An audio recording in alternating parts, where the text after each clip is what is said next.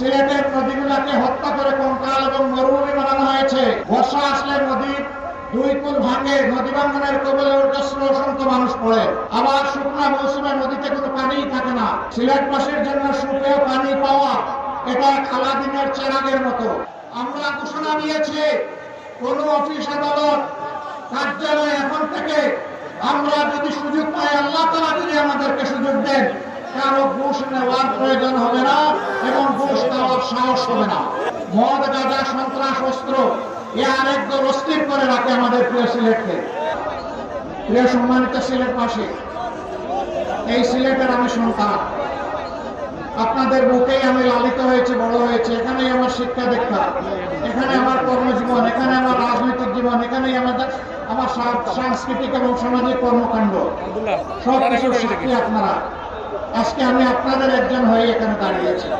আমি বাংলাদেশ জামাত ইসলামের আমির হিসেবে এখানে দাঁড়াইনি। আমি আপনাদের একজন ভাই, একজন সন্তান, কারো চাচা, কারো মামা, কারো দাদা হয়ে আমি আজকে আপনাদের সামনে দাঁড়িয়েছি।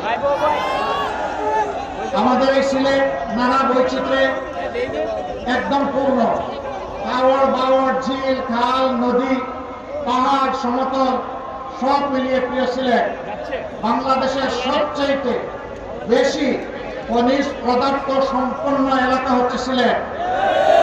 বাংলাদেশের সবচাইতে প্রবাসী নির্ভর এলাকা হচ্ছে সিলেট।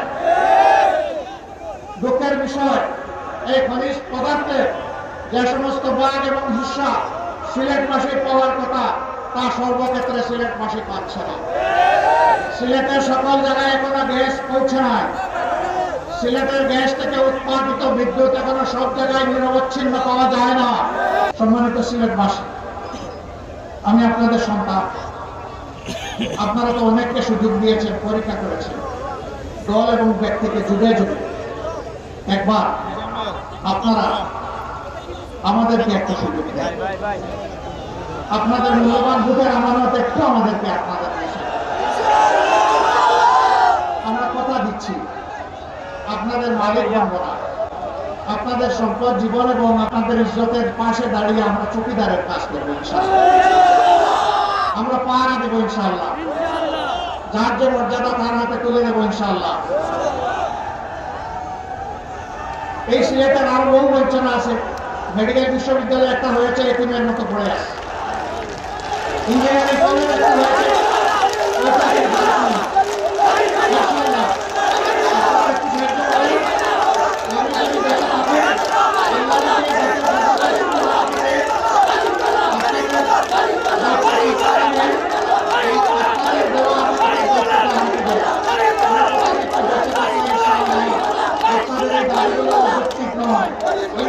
সবগুলো বাস্তবায়ন হবে ইনশাআল্লাহ। ডাবল লাইনের ব্রডগেজ লাইন, বুলেট ট্রেন সব কিছু হবে ইনশাআল্লাহ। শুধু সিলেট হবে না, বাংলাদেশের জায়গায় জায়গায় হবে। তবে সিলেট আর বঞ্চিত হবে না ইনশাআল্লাহ। দোয়া রাখবেন, ভালো থাকবেন। সিলেটের নদীগুলোকে হত্যা করে কঙ্কাল এবং মরুভূমি বানানো হয়েছে। বর্ষা আসলে নদীর দুই কুল ভাঙে, নদী ভাঙনের কবলে অসংখ্য মানুষ পড়ে। আবার শুকনা মৌসুমে নদীতে কোনো পানিই থাকে না। সিলেটবাসীর জন্য সুপেয় পানি পাওয়া এটা আলাদিনের চেরাগের মতো। বসে বসে অপেক্ষা করতে হয়। এই সমস্ত সংকটে সিলেট ভুগছে। তার পাশাপাশি ড্রেনেজ ব্যবস্থার দুর্বলতা ও অপ্রতুলতার কারণে বর্ষা আসলেই ডুবে যায়, ভেসে যায়। এই সবগুলো আমাদের নিত্যদিনের সঙ্গী।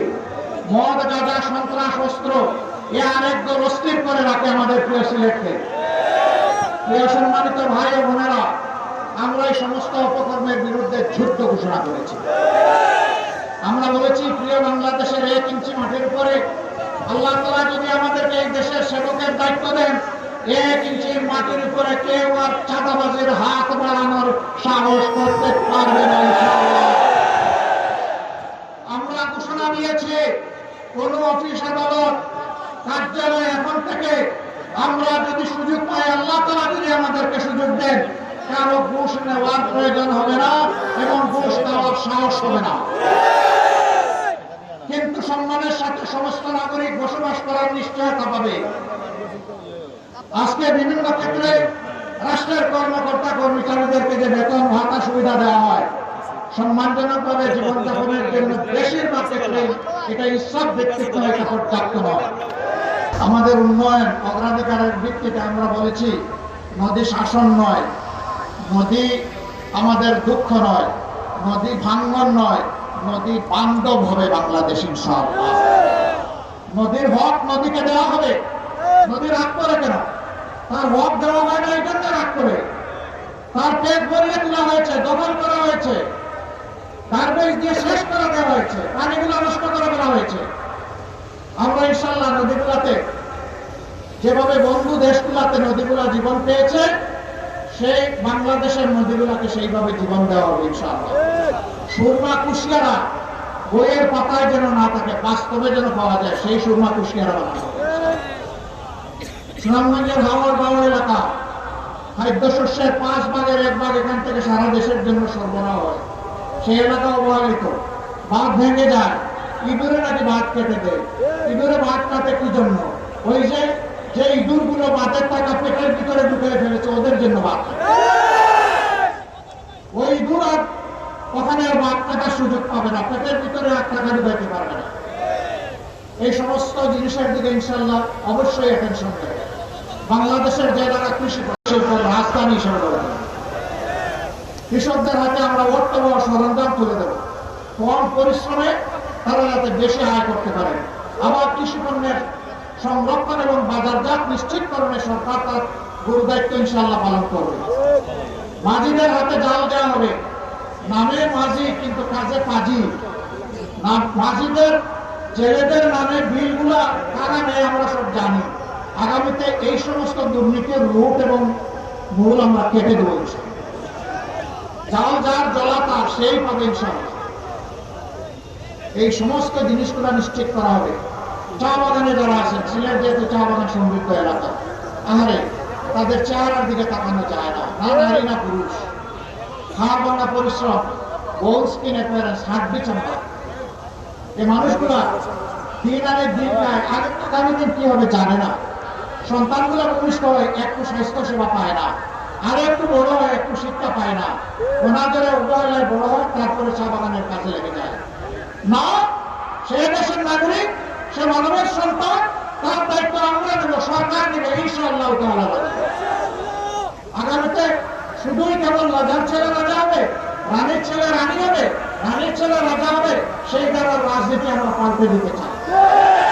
আমরা চাই আমার একটা শ্রমিক ভাইয়ের, একজন কৃষক ভাইয়ের অথবা চা বাগানের একজন শ্রমিক ভাইয়ের সন্তানের মেধা যদি থাকে, যোগ্যতা যদি থাকে, ইনশাআল্লাহ সে হবে আগামী দিনের প্রধানমন্ত্রী।